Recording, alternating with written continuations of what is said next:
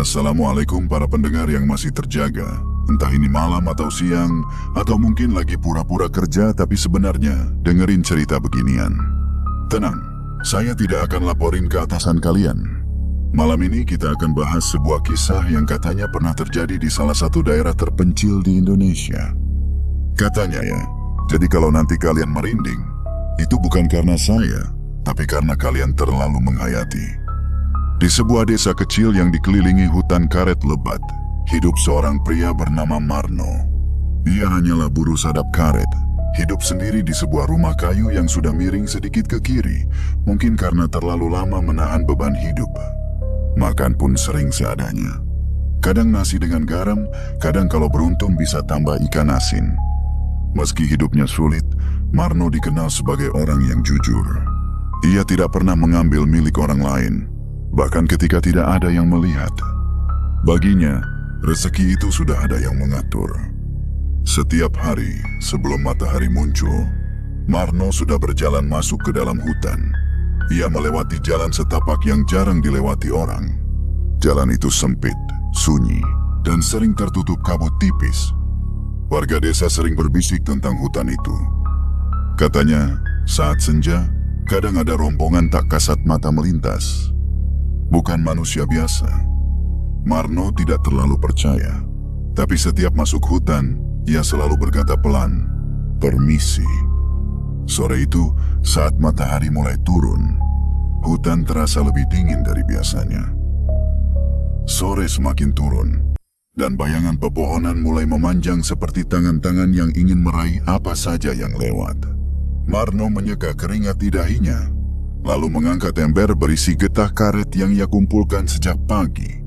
Hari itu cukup melelahkan, dan ia hanya ingin segera pulang, memasak nasi, lalu beristirahat. Langkahnya menyusuri jalan setapak yang biasa ia lewati.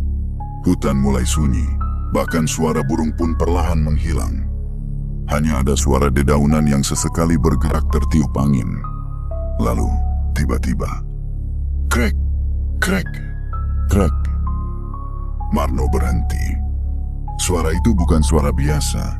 Itu seperti roda kayu yang berputar pelan, disertai bunyi gesekan yang berat. Diikuti suara lain. Hi. Seperti ringkik kuda. Marno mengernyit. Di hutan ini, tidak mungkin ada kereta kuda. Namun suara itu jelas terdengar dari arah depan. Dengan langkah hati-hati, ia mendekat. Semakin dekat, suara itu semakin nyata. Jantungnya mulai berdetak lebih cepat, bukan karena lelah, tapi karena firasat yang sulit dijelaskan. Dan di tikungan jalan setapak itu, ia melihatnya. Sebuah kereta kuda. Kereta itu tampak tua, dengan roda kayu besar yang setengah terbenam di lumpur. Seekor kuda putih berdiri diam di depannya. Napasnya keluar seperti asap tipis di udara dingin. Yang membuat Marno semakin heran adalah penumpangnya. Beberapa orang duduk di dalam kereta, mengenakan pakaian yang sangat rapi. Bukan seperti orang desa, bukan juga seperti orang kota. Pakaiannya seperti dari zaman lama, bersih, tanpa noda sedikit pun. Anehnya, tidak ada yang berbicara. Tidak ada yang panik meski kereta mereka terjebak. Semua hanya diam, seolah sedang menunggu sesuatu. Marno berdiri beberapa langkah dari mereka, bingung harus berbuat apa. Suasana terasa aneh. Udara mendadak dingin, menusuk sampai ke kulit. Lalu, salah satu dari mereka turun. Seorang perempuan. Wajahnya tenang, sorot matanya lembut, tapi ada sesuatu yang sulit dijelaskan dari caranya memandang. Ia mendekati Marno. "Pak, bisa bantu kami?" Suaranya pelan, halus, hampir seperti bisikan. Marno ragu. Ini tidak masuk akal. Tapi melihat kondisi kereta itu dan perempuan itu yang tampak membutuhkan pertolongan, hatinya tergerak. Ia menarik napas panjang. "Iya, saya coba bantu," jawabnya. Dan tanpa ia sadari, langkahnya menuju kereta itu seperti masuk ke dalam sesuatu yang tidak biasa. Marno meletakkan ember getahnya di pinggir jalan setapak. Ia menatap roda kereta yang terperosok cukup dalam ke lumpur. Tanah di sekitarnya tampak lembek, seperti baru saja diguyur hujan. Padahal sejak pagi tidak ada tanda-tanda hujan turun. Ia menghela napas pelan. "Roda yang kanan ya, Bu?" tanya Marno, memastikan. Perempuan itu hanya mengangguk kecil. Senyumnya tipis, hampir tidak berubah. Marno mendekat, lalu mencoba mendorong roda kayu itu. Tangannya langsung kotor oleh lumpur dingin. Ia menekan sekuat tenaga, tapi roda itu nyaris tidak bergerak. Berat juga ya, gumamnya. Ia mengubah posisi, mencoba dari sisi lain. Kali ini ia menekan lebih keras, bahunya menahan beban. Kakinya menghunjam tanah agar tidak tergelincir. Anehnya, tidak ada satupun dari rombongan itu yang ikut membantu. Mereka hanya melihat, diam, tidak memberi semangat, tidak juga terlihat panik. Marno sempat melirik sekilas. Ada sesuatu yang membuat bulu kuduknya meremang. Cara mereka memandang terlalu tenang, terlalu kosong. Tapi ia menggelengkan pikiran itu. Sudah terlanjur bantu, ya lanjut saja, katanya dalam hati. Ia mencoba lagi. Kali ini, ia mencari batang kayu kecil di sekitar, lalu menyelipkannya sebagai pengungkit. Dengan tenaga yang tersisa, ia menekan. Krek. Roda itu bergerak sedikit. Ya, hampir, ucap Marno, lebih ke menyemangati dirinya sendiri. Ia mengumpulkan tenaga terakhir, lalu mendorong sekuat mungkin. Krek. Krek. Perlahan, roda itu mulai naik dari lumpur. Dan akhirnya, bruk. Kereta itu berhasil keluar dari jebakan. Marno langsung terduduk di tanah, napasnya terengah-engah. Bajunya kotor, tangannya penuh lumpur, dan tubuhnya terasa lelah sekali. Namun ada rasa lega. "Sudah, Bu. Sudah bisa," katanya sambil tersenyum kecil. Perempuan itu mendekat. Langkahnya ringan, hampir tidak terdengar. "Terima kasih," ucapnya.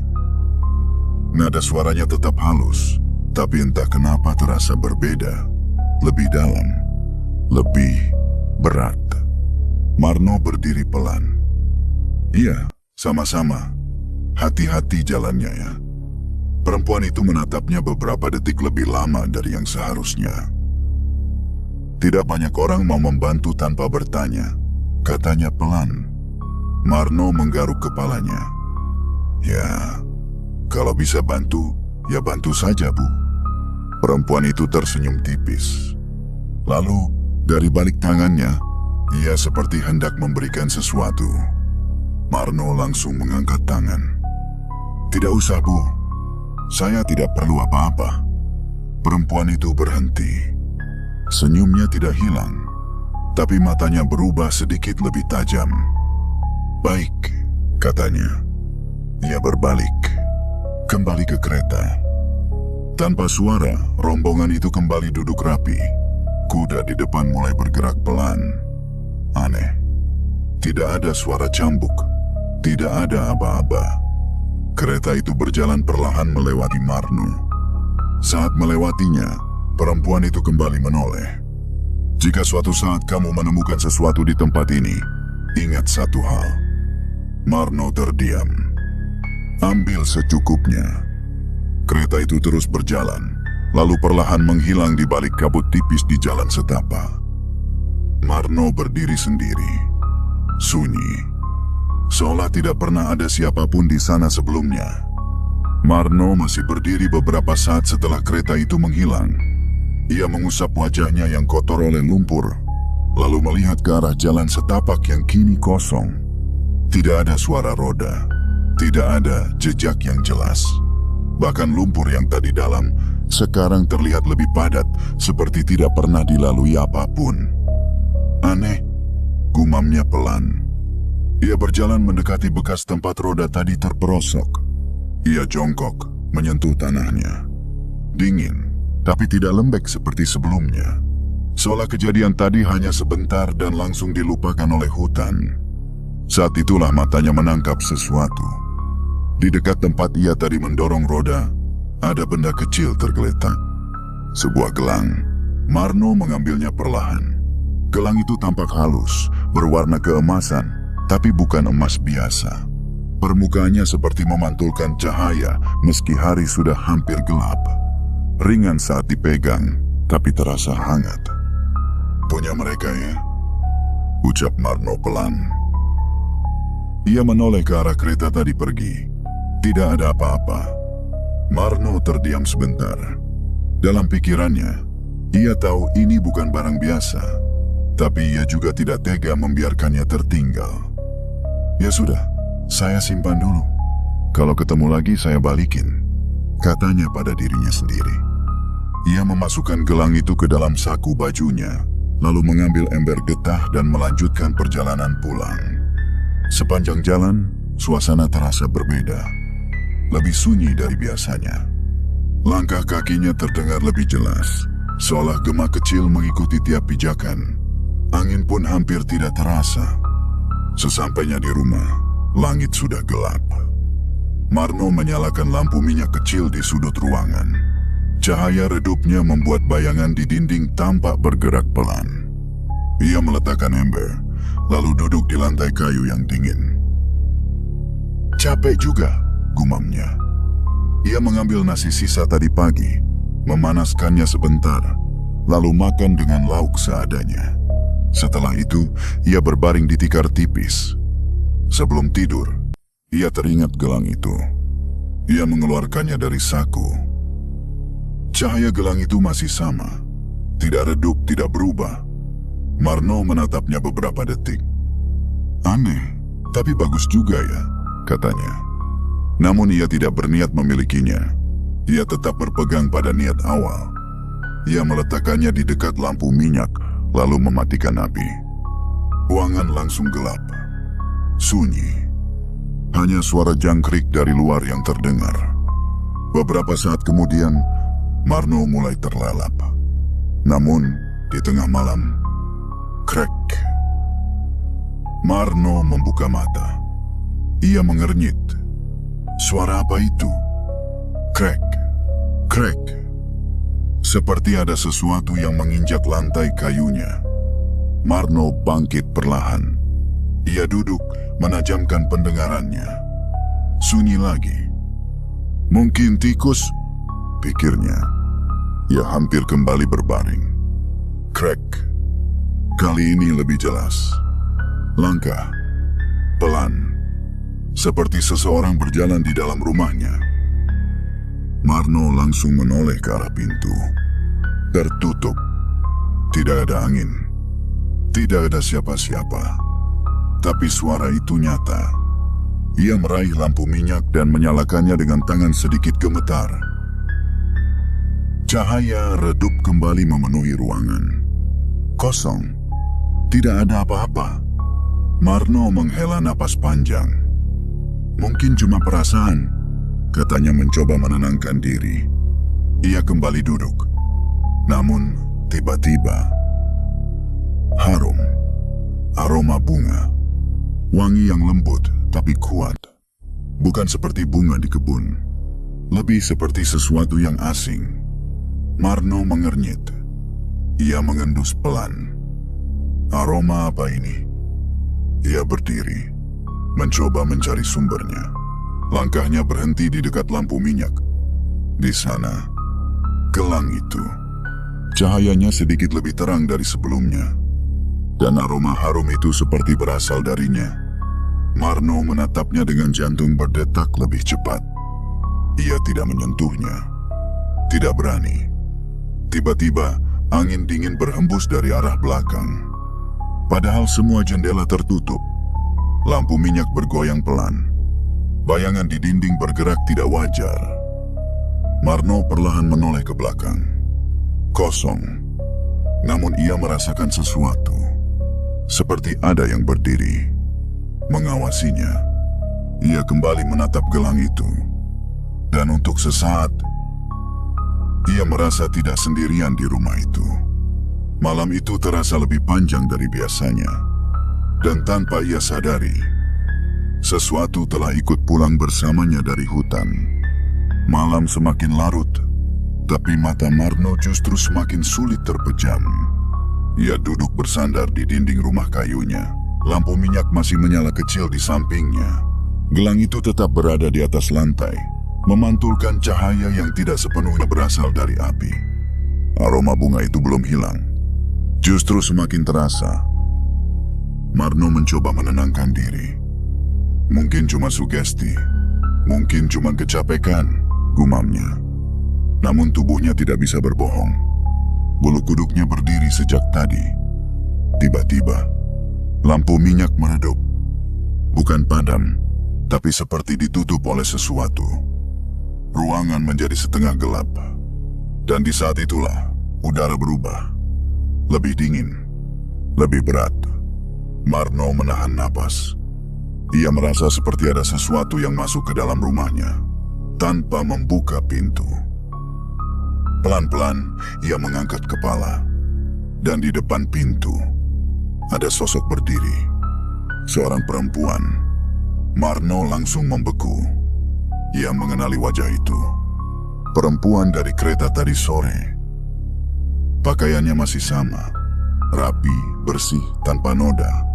Rambutnya tergerai halus, wajahnya tenang, tapi kali ini lebih pucat. Marno tidak berani bergerak. Perempuan itu melangkah masuk. Anehnya, tidak ada suara langkah. Kakinya seperti tidak menyentuh lantai. "Jangan takut," ucapnya pelan. Suaranya sama seperti tadi. Halus, tapi terasa dalam. Marno menarik napas pelan. "Bu, ini siapa sebenarnya?" tanyanya terbata. Perempuan itu berhenti di tengah ruangan. Ia menatap Marno dengan mata yang sulit ditebak.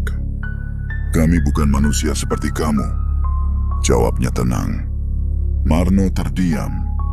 Jawaban itu langsung membuat pikirannya kosong. Apa maksudnya?"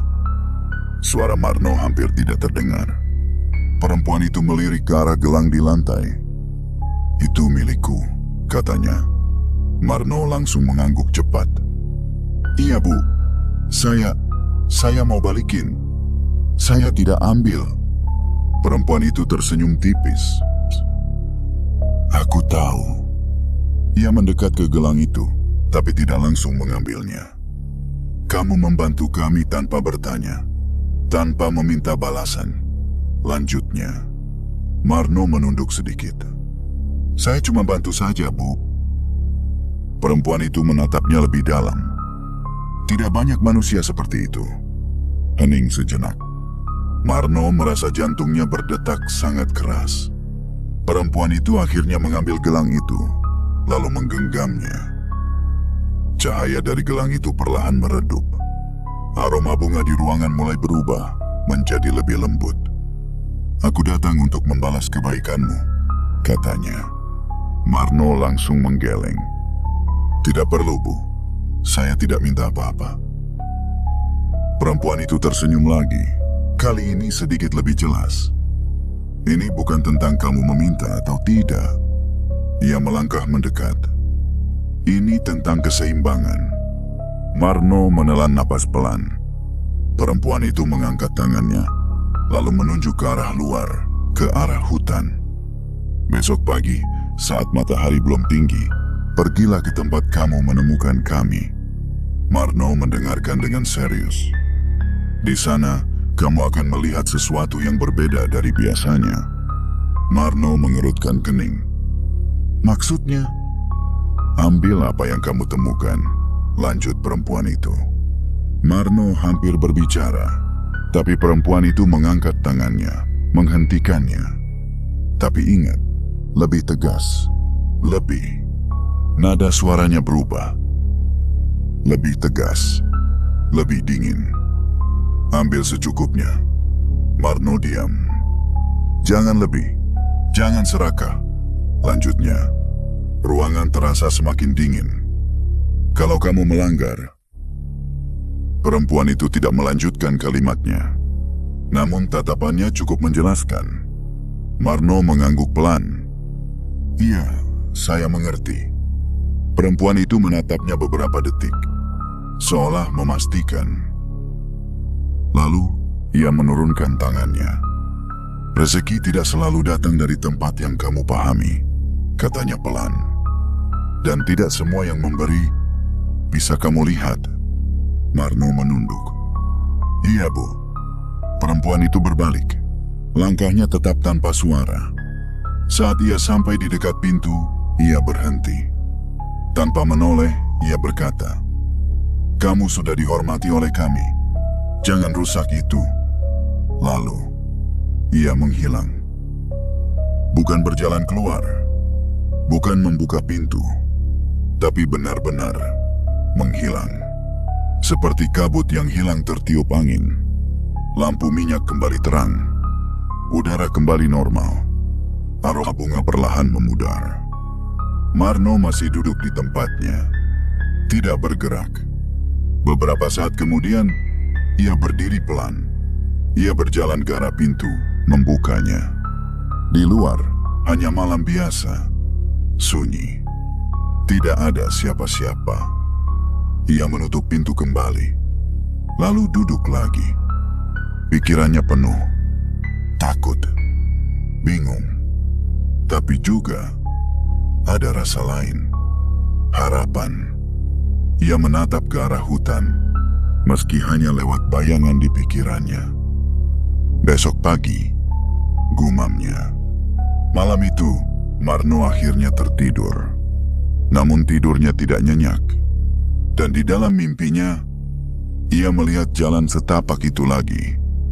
Tapi kali ini, tidak sendirian. Pagi datang lebih cepat dari biasanya bagi Marno.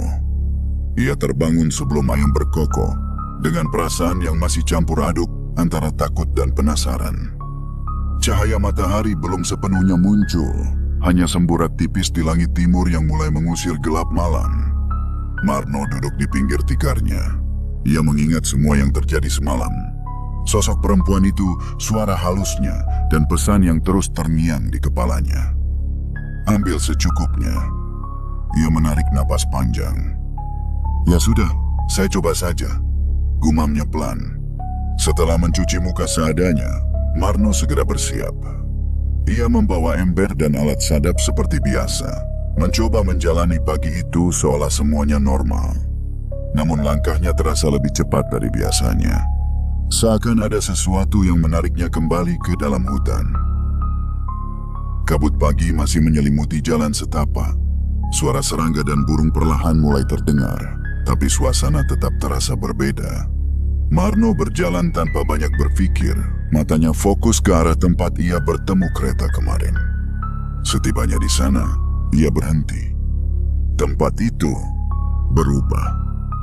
Tanah yang kemarin tampak biasa, kini terlihat lebih terang.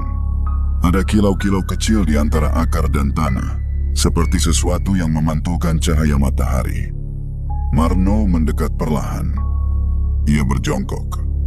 Tangannya menyentuh tanah. Dan saat itulah ia melihatnya dengan jelas.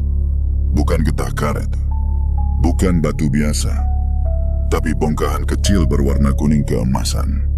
Marno terdiam. Ia mengambil satu.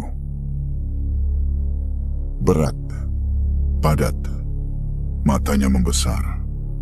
"Ini emas?" bisiknya. Jantungnya langsung berdetak cepat. Ia melihat ke sekeliling. Tidak ada siapa-siapa.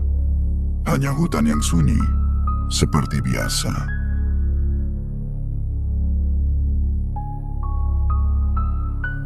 Ia kembali melihat ke tanah. Bukan hanya satu, ada beberapa. Tidak banyak, tapi cukup untuk membuat pikirannya berputar. Ia teringat pesan itu. Ambil secukupnya.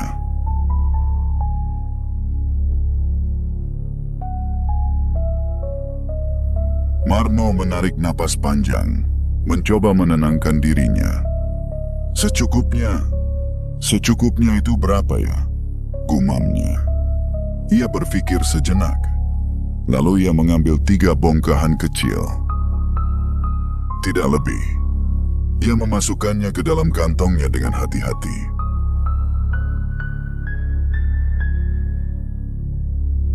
Setelah itu, ia berdiri, menatap sekali lagi ke arah tanah itu. Masih ada beberapa yang tersisa, tapi ia tidak menyentuhnya. Cukup, katanya pada dirinya sendiri. Ia lalu melanjutkan pekerjaannya seperti biasa. Menyadap karet, mengumpulkan getah, mencoba mengalihkan pikirannya dari apa yang baru saja ia temukan. Namun sepanjang hari itu, pikirannya terus kembali ke 3 bongkahan kecil di kantongnya. Sepulang dari hutan, Marno tidak langsung masuk ke rumah. Ia duduk di depan, membuka kantongnya, dan melihat benda itu lagi di bawah cahaya matahari. Kilauannya nyata, bukan mimpi. Beberapa hari kemudian, setelah memastikan dengan orang kota yang ia kenal, Marno sadar bahwa itu benar-benar emas. Nilainya tidak kecil.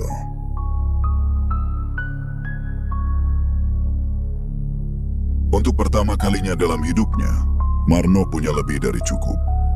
Ia tidak langsung berubah. Ia tetap makan sederhana. Namun perlahan, hidupnya mulai membaik.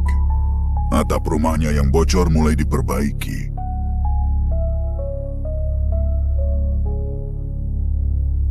Dinding kayu yang lapuk diganti sedikit demi sedikit. Ia membeli beras tanpa harus menghitung sisa uang. Kadang, ia bahkan bisa membeli lauk yang lebih layak. Tetangga mulai memperhatikan. "Marno, kok sekarang beda ya?" kata salah satu warga.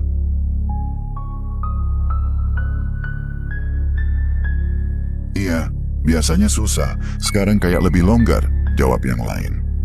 Ada yang penasaran. Ada juga yang mulai iri. Suatu sore, seorang tetangga bernama Darto menghampiri. "No, kamu dapat apa sih sekarang? Kok kayaknya rezekimu lancar banget?" tanya Darto sambil duduk santai. Marno tersenyum kecil. "Ya, biasa saja toh, masih kerja di hutan." Darto menyipitkan mata. "Masa sih? Jangan-jangan kamu nemu sesuatu ya di sana?"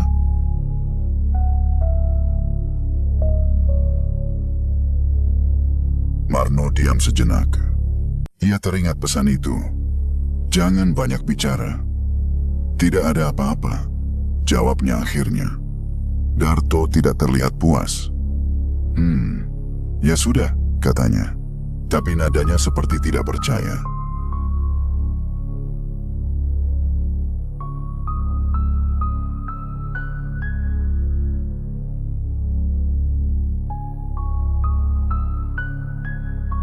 Sejak saat itu, bisikan mulai menyebar.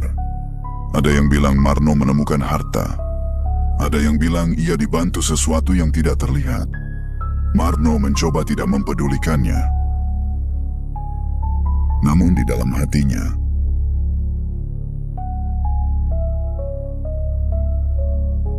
mulai muncul sesuatu. Ia kembali mengingat tempat itu. Masih ada emas yang tersisa. Masih ada yang belum ia ambil. Ia duduk sendirian malam itu, memandangi rumahnya yang kini sedikit lebih layak.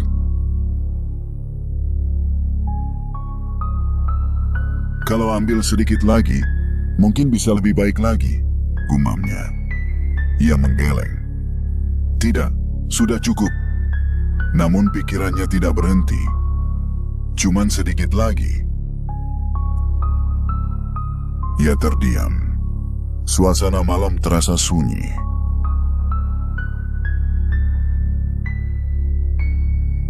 Angin pelan masuk dari celah dinding. Dan entah kenapa, aroma bunga itu terasa samar kembali. Marno langsung menoleh. Kosong. Tidak ada siapa-siapa.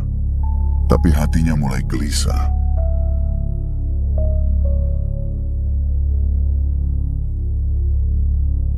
Pesan itu masih jelas. Ambil secukupnya. Namun sekarang, makna cukup itu mulai berubah di dalam pikirannya. Dan tanpa ia sadari, ujian sebenarnya baru saja dimulai.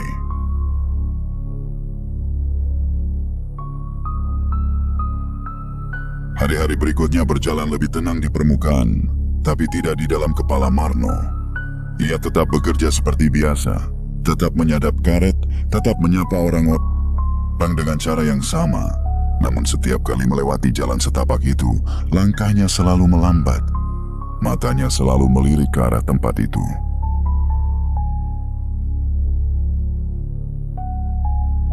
Tempat di mana ia menemukan bongkahan emas. Tempat yang seharusnya hanya ia datangi sekali. Cukup, bisiknya pada diri sendiri setiap kali lewat. Namun kata itu mulai kehilangan kekuatannya. Di desa, keadaan juga mulai berubah.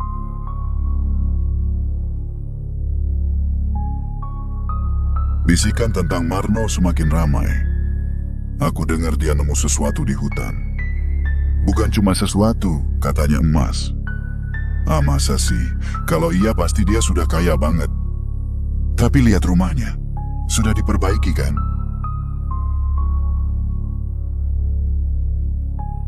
Ucapan-ucapan itu tidak pernah langsung sampai ke telinga Marno. Tapi suasana di sekitarnya berubah. Tatapan orang-orang berbeda. Ada yang ramah, ada yang penuh rasa ingin tahu, ada juga yang diam-diam menyimpan iri. Suatu siang, Darto kembali datang. "No," katanya sambil duduk tanpa diundang. "Kamu serius tidak mau cerita?" Marno menghela napas. "Cerita apa lagi, toh?" Darto menatapnya tajam. "Jangan pura-pura. Kamu berubah. Hidupmu berubah. Orang desa juga bukan buta." Marno terdiam.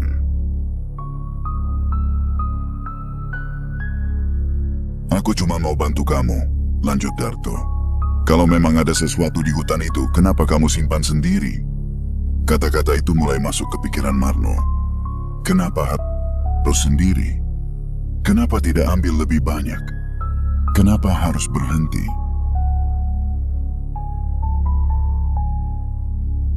Marno menggeleng pelan. "Tidak ada apa-apa, toh." Darto berdiri, terlihat kesal. "Ya sudah, tapi ingat, kalau kamu dapat sesuatu dan kamu simpan sendiri, belum tentu itu akan bertahan lama." Kalimat itu seperti sengaja dilempar untuk mengganggu. Setelah Darto pergi, Marno duduk sendiri. Ia memandangi lantai rumahnya. Pikirannya mulai dipenuhi pertanyaan. Kalau memang itu rezeki, kenapa tidak diambil semua? Kalau memang diberikan, kenapa harus dibatasi?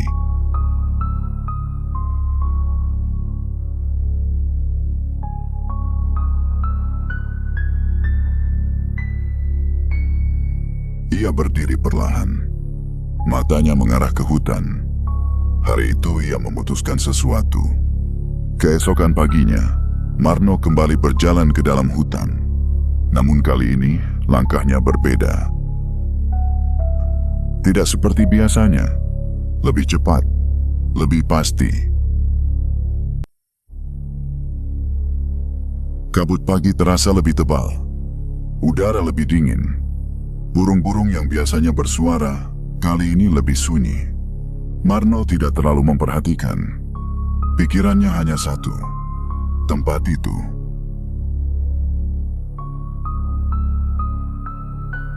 Setibanya di lokasi, ia langsung berhenti. Tanah itu masih sama. Masih ada kilau di antara akar-akar. Masih ada yang tersisa. Namun ada yang berbeda. Suasana lebih gelap.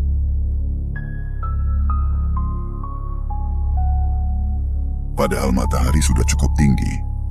Marno menatap sekeliling.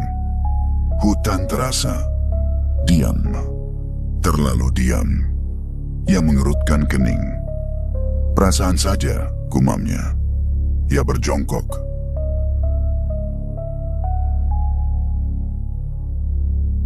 Tangannya mulai menggali tanah. Ia menemukan satu bongkahan. Lalu satu lagi. Dan satu lagi. Kali ini, ia tidak berhenti di 3. Ia terus mengambil. Sedikit lagi.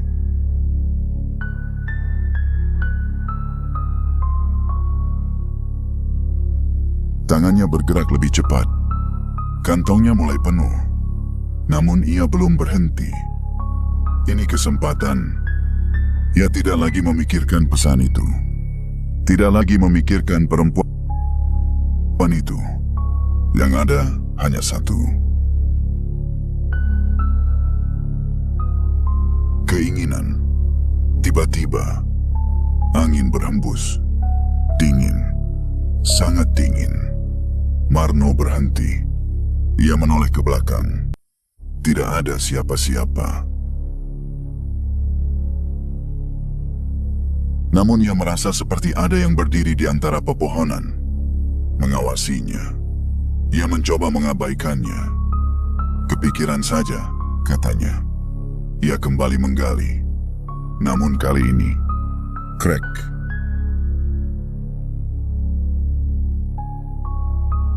Suara itu bukan dari tanah. Seperti dari sekitar. Marno mengangkat kepala. Krek, krek. Seperti suara roda kayu. Ia membeku. Suara itu semakin jelas.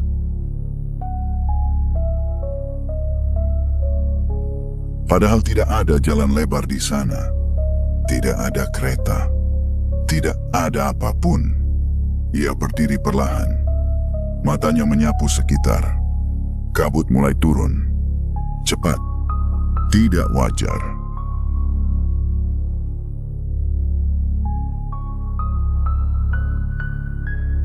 Beberapa meter di depan bayangan seperti bergerak. Marno memicingkan mata. Apakah itu orang? Atau hanya bayangan pohon? Ia mundur satu langkah. Jantungnya mulai berdetak lebih cepat.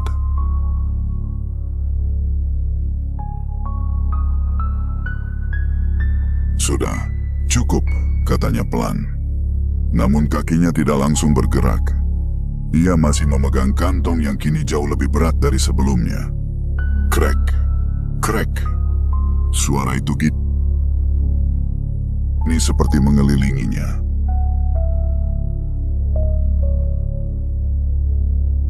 Dari kanan, dari kiri, dari belakang, Marno berputar. Tidak ada apa-apa, tapi suara itu nyata dan semakin dekat. Lalu, hiiii.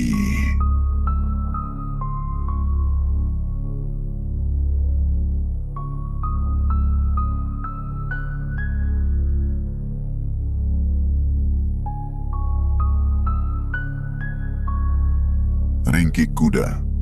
Marno langsung menegang. Suara itu sama. Persis seperti hari itu. Namun kali ini, tidak ada yang terlihat. Hanya suara. Dan kabut yang semakin tebal.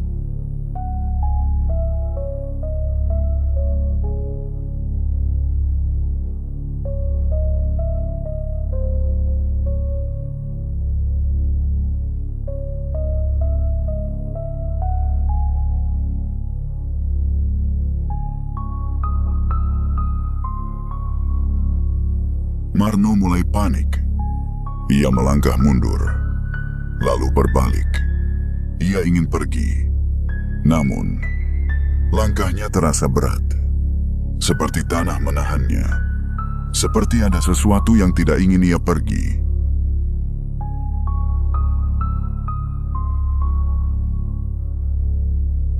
Ia menatap ke arah kantong di tangannya. Penuh. Terlalu penuh. Tiba-tiba, aroma bunga itu muncul lagi. Lebih kuat. Lebih menusuk. Marno memejamkan mata sejenak.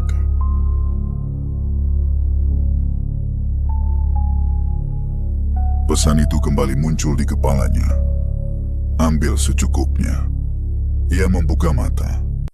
Napasnya tidak teratur. Apa? Aku sudah berlebihan. Gumamnya. Suara-suara itu masih ada. Bayangan itu masih bergerak. Dan kini, Marno sadar. Ia tidak sendiri. Dan mungkin, ia telah mengambil sesuatu yang bukan haknya. Dan sesuatu itu mulai menuntut kembali.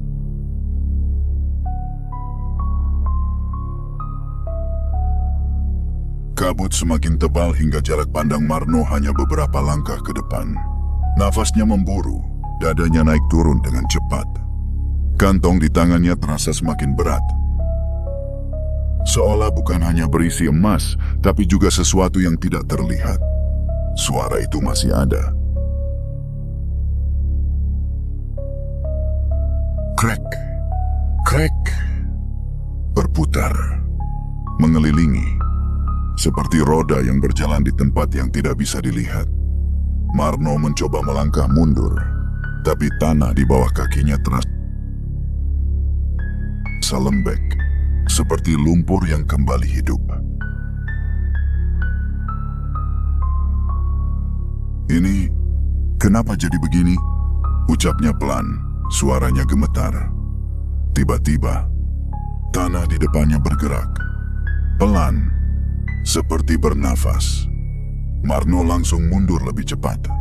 Matanya membesar, jantungnya berdegup keras. Astaga! Dari dalam tanah itu muncul suara.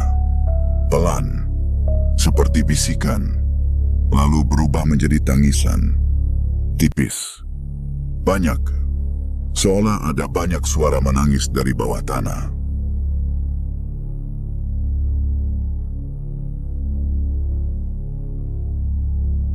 Marno menutup telinganya. Cukup, cukup, katanya panik. Namun suara itu justru semakin jelas. Tangisan, rintihan, dan sesuatu yang terdengar seperti memanggil.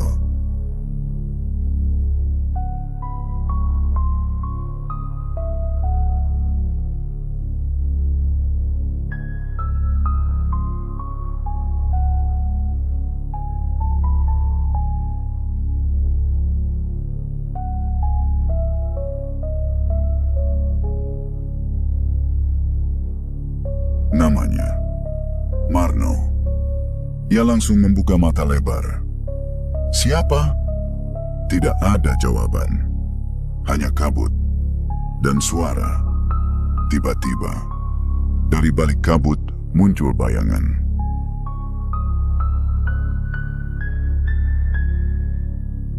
Satu, lalu dua, lalu semakin banyak. Sosok-sosok berdiri di antara pepohonan. Tinggi, diam, tidak jelas wajahnya. Namun mereka semua menghadap ke arah Marno.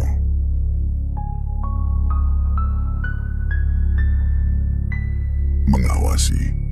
Marno mundur selangkah demi selangkah. Tangannya semakin erat menggenggam kantong itu.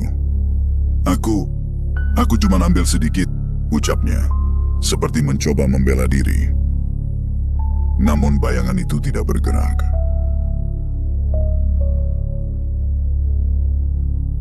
Tidak menjawab, hanya berdiri. Dan jumlahnya semakin banyak. Udara semakin dingin, sampai Marno bisa melihat uap nafasnya sendiri. Lalu, sunyi. Semua suara itu tiba-tiba berhenti.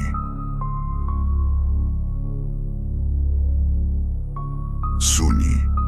Sangat sunyi. Dan dari tengah kabut, seseorang melangkah maju. Marno langsung mengenalinya. Perempuan itu, Putri Bunian. Namun kali ini, berbeda. Wajahnya masih sama, namun tidak lagi lembut. Tatapannya dingin. Senyumnya hilang. Ia melangkah pelan mendekati Marno. Langkahnya tetap tanpa suara.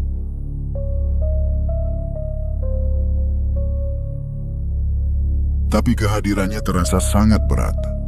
Marno tidak bisa bergerak. Kakinya seperti menancap di tanah. "Kenapa kamu kembali?" tanya perempuan itu. Suaranya masih halus, tapi tidak lagi hangat. Marno berusaha menjawab. Aku cuma..." Kata-katanya terhenti. Perempuan itu melirik ke arah kantong di tangan Marno. "Ambil secukupnya," katanya pelan.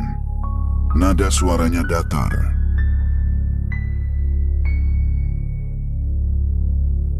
Namun terasa seperti tekanan. Marno menunduk.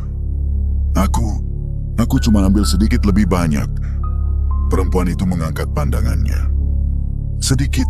Menurut siapa?" Marno terdiam. Tidak bisa menjawab.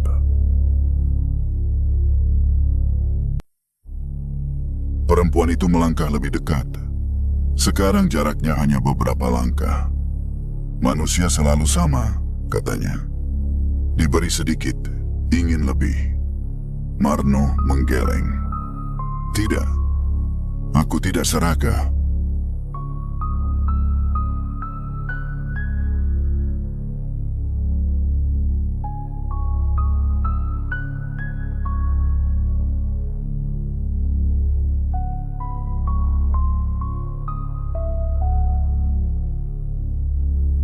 Namun suaranya sendiri terdengar tidak yakin. Perempuan itu menatapnya lama, lalu mengangkat tangannya. Dan saat itu, tanah di sekitar mereka mulai bergerak lebih kuat. Akar-akar muncul dari dalam tanah. Melilit, bergerak, seperti hidup. Marno panik. Ia mencoba mundur, tapi akarnya mulai menyentuh kakinya. Ampun, ucapnya cepat. Perempuan itu tidak berubah ekspresi.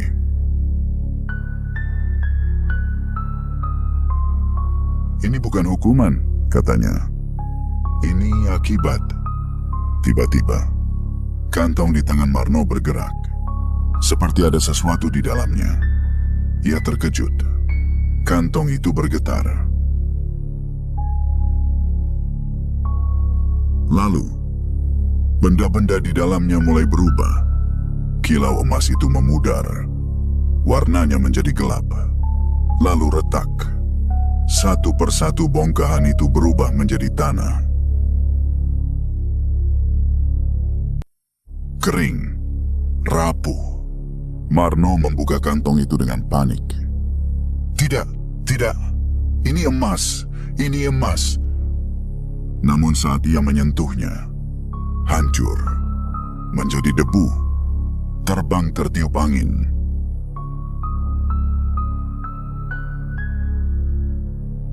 Marno terduduk. Matanya kosong. Kenapa jadi begini? Perempuan itu masih berdiri. Diam. "Karena itu bukan milikmu," katanya. "Yang kamu ambil tanpa batas tidak akan bertahan."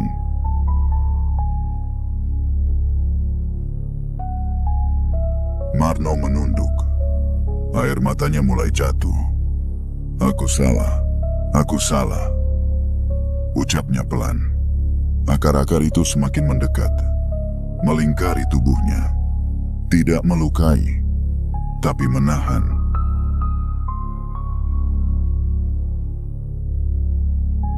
Seperti mengingatkan, setiap kebaikan punya balasan, lanjut perempuan itu. Dan setiap pelanggaran juga punya harga. Marno mengangkat kepala. Wajahnya penuh penyesalan. Aku cuma ingin hidup lebih baik."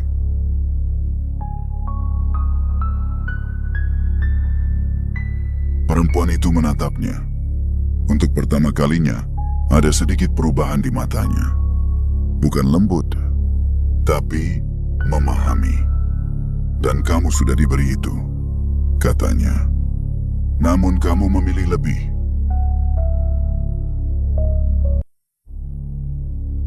Marno menunduk lagi. "Aku khilaf." Hening. Beberapa detik. Atau mungkin lebih lama. Kabut mulai bergerak pelan.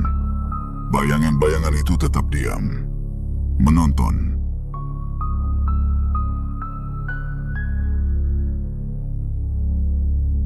Perempuan itu menurunkan tangannya. Akar-akar itu berhenti bergerak, namun belum sepenuhnya melepaskan. "Kamu masih hidup," katanya. "Itu artinya kamu masih punya kesempatan." Marno langsung mengangkat kepala. Matanya penuh harap. "Apa? Aku masih bisa memperbaiki ini?" Perempuan itu tidak langsung menjawab. Ia melangkah mendekat. Kini berdiri tepat di depan Marno. "Lepaskan," katanya. Marno bingung. "Apa?" "Kantong itu." Marno melihat kantong di tangannya, yang kini hanya berisi sisa tanah. Ia ragu sejenak, lalu perlahan melepaskannya. Kantong itu jatuh ke tanah, dan seketika menghilang, seperti tidak pernah ada. Marno terdiam. Perempuan itu mundur satu langkah. Akar-akar mulai perlahan melepaskan. "Yang kamu ambil secara benar akan tetap ada," katanya. "Yang kamu ambil karena serakah akan hilang." Marno mengangguk cepat. Iya, aku mengerti." Perempuan itu menatapnya sekali lagi. Tatapannya masih dingin, tapi tidak sekeras sebelumnya. "Jangan kembali ke sini dengan niat yang sama," katanya. "Karena tidak semua kesempatan datang dua kali." Marno menunduk dalam. "Aku tidak akan mengulanginya." Kabut mulai menipis. Bayangan-bayangan itu perlahan menghilang. Suara tangisan lenyap. Hutan kembali sunyi. Perempuan itu berbalik. Namun sebelum benar-benar pergi, ia berhenti. Tanpa menoleh, ia berkata, "Kebaikanmu menyelamatkanmu hari ini." Lalu, ia menghilang. Marno terduduk di tanah. Tubuhnya lemas. Pikirannya kosong. Beberapa saat kemudian, ia mencoba berdiri. Kakinya masih gemetar. Ia melihat sekeliling. Hutan kembali seperti biasa. Tidak ada kabut. Tidak ada bayangan. Tidak ada suara aneh. Seolah semua yang terjadi barusan tidak pernah ada. Namun Marno tahu, itu nyata. Ia berjalan pelan keluar dari hutan, tanpa membawa apa-apa, tanpa menoleh ke belakang. Dan untuk pertama kalinya sejak semua ini dimulai, ia benar-benar merasa takut. Bukan pada hutan, tapi pada dirinya sendiri. Pada keinginannya sendiri. Dan pada batas yang hampir ia langgar sepenuhnya. Langkah Marno terasa berat saat keluar dari hutan hari itu. Bukan karena lelah bekerja, tapi karena pikirannya sendiri yang penuh dengan penyesalan. Setiap suara ranting patah di bawah kakinya seperti mengingatkan apa yang baru saja terjadi. Ia pulang tanpa membawa apa-apa. Tidak ada emas, tidak ada hasil tambahan, hanya dirinya sendiri. Sesampainya di rumah, ia langsung duduk di lantai, lama, tanpa bergerak. Ia menatap kosong ke arah dinding kayu yang mulai diperbaikinya beberapa hari terakhir. Semua hampir hilang, gumamnya pelan. Ia menutup wajah dengan kedua tangannya. "Aku hampir kehilangan semuanya. Cuman karena tidak bisa menahan diri." Malam itu, ia tidak makan banyak. Hanya duduk diam, merenungi setiap kejadian. Aroma bunga tidak muncul lagi. Tidak ada suara langkah. Tidak ada tanda kehadiran dari dunia lain. Hanya sunyi. Namun justru sunyi itu terasa seperti teguran. Keesokan harinya, Marno kembali ke hutan. Namun kali ini, langkahnya berbeda. Lebih pelan, lebih hati-hati, dan lebih sadar. Ia tetap bekerja seperti biasa. Menyadap karet, mengumpulkan getah, tanpa mencari apapun di luar itu. Saat melewati tempat ia menemukan emas, ia hanya melirik sekilas. Tidak mendekat, tidak berhenti, hanya berkata pelan, "Terima kasih dan maaf." Hari-hari berlalu. Marno kembali hidup sederhana. Namun tidak seperti dulu. Sekarang, ia punya cukup. Sisa rezeki yang ia ambil dengan benar masih ada. Tidak banyak, tapi cukup untuk memperbaiki rumahnya. Cukup untuk makan layak dan cukup untuk hidup tanpa kekurangan. Perlahan, sikapnya juga berubah. Ia menjadi lebih sering membantu tetangga. Jika ada yang kesulitan, ia tidak ragu menolong. Tanpa berharap balasan, warga desa mulai melihatnya dengan cara yang berbeda. Marno sekarang beda ya, tapi bukan karena uang, kata salah satu warga. Iya, dia malah jadi lebih rendah hati, jawab yang lain. Bahkan Darto, yang dulu penuh curiga, kini hanya bisa diam saat melihat perubahan itu. Suatu sore, saat matahari mulai turun, Marno berdiri di pinggir hutan. Ia tidak masuk, hanya berdiri, menatap jalan setapak itu. Angin berhembus pelan. Untuk sesaat, ia mencium aroma bunga. Sangat samar. Ia tersenyum kecil. Tidak takut.